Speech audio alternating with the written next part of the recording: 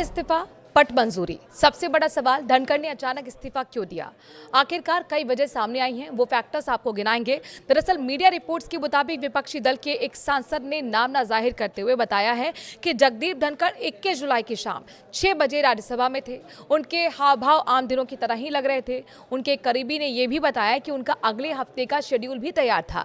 रात करीब 9 बजे के जगदीप धनखड़ ने अचानक इस्तीफा दे दिया और इन 3 घंटों में क्या बदला, कोई नहीं जानता।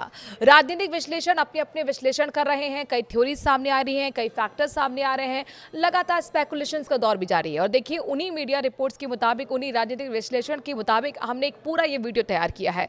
दरअसल एक राजनीतिक जानकार बताते हैं कि पूर्व उपराष्ट्रपति जगदीप सिंह धनखड़ के घर 20 जुलाई को एक पार्टी हुई थी और इसी दिन जगदीप धनखड़ की पत्नी सुदेश धनखड़ का जन्मदिन था। इस पार्टी में सभी पार्टियों के नेता और राज्यसभा के स्टाफ के साथ राज्यसभा टीवी के स्टाफ को भी बुलाया गया था। ये पार्टी धनखड़ के इस्तीफे से एक दिन पहले ही हुई थी। माना गया कि उन्होंने खुद को एक फेयरवेल पार्टी दी थी इस पार्टी के थ्रू। स्पेकुलेशंस इस बात की भी हैं कि उनकी विदाई तय थी, लेकिन इतनी जल्दी होगी इसका किसी को अंदाजा नहीं था। 3 घटनाएं जिनका जिक्र सियासी गलियारों में तेज हो रहा है और सियासी जानकार के मुताबिक वो मानते हैं कि धनखड़ और सरकार के बीच दूरियां दिखी थी। उनके कई संकेत इन घटनाओं में छिपे हुए हैं। घटना नंबर 1 आपको हम गिनाते हैं। खुले मन से शिवराज सिंह से सवाल किया गया था धनखड़ की तरफ से। जानकारों के मुताबिक जगदीप धनखड़ ने पहली बार सार्वजनिक तौर पर मुंबई में केंद्रीय कपास प्रौद्योगिकी अनुसंधान संस्थान में लाइन क्रॉस की। तारीख थी 3 दिसंबर 2024 की। इस दिन संस्थान का शताब्दी समारोह था। धनखड़ ने किसानों के लिए किए गए वादों को लेकर केंद्रीय कृषि मंत्री शिवराज सिंह चौहान को कटघरे में खड़ा कर दिया था। धनखड़ ने मन से शिवराज सिंह चौहान की ओर इशारा करते हुए कहा कि कृषि मंत्री जी, आपका एक एक पल भारी है। मेरा आपसे आग्रह है कि भारत के संविधान के तहत दूसरे पद पर विराजमान व्यक्ति आपसे अनुरोध कर रहा है कि कृपया करके मुझे बताइए कि किसान से क्या वादा किया गया था और जो वादा किया गया वो क्यों नहीं निभाया गया। ये सवाल किसान आंदोलन और उनकी मांगों, खासकर 2020-21 के कृषि कानूनों के विरोध के बाद किए गए वादों के बारे में पूछा गया था। हालांकि प्रधानमंत्री नरेंद्र मोदी भी धनखड़ को किसान पुत्र बताते रहे हैं, प्रेरणादायक नेता बताते रहे हैं। उस वक्त शिवराज सिंह चौहान चुप रहे, लेकिन पार्टी लीडरशिप को धनखड़ का ये रवैया अखर गया। हालांकि शिवराज सिंह चौहान ने सीधे धनखड़ से इस मुद्दे पर बात कभी नहीं की। अब घटना नंबर 2 देख लीजिए। जस्टिस यशवंत वर्मा के खिलाफ महाभियोग पर अलग लाइन, जिसको बड़े एक अहम फैक्टर के तौर पर माना जा रहा है इस्तीफे के पीछे।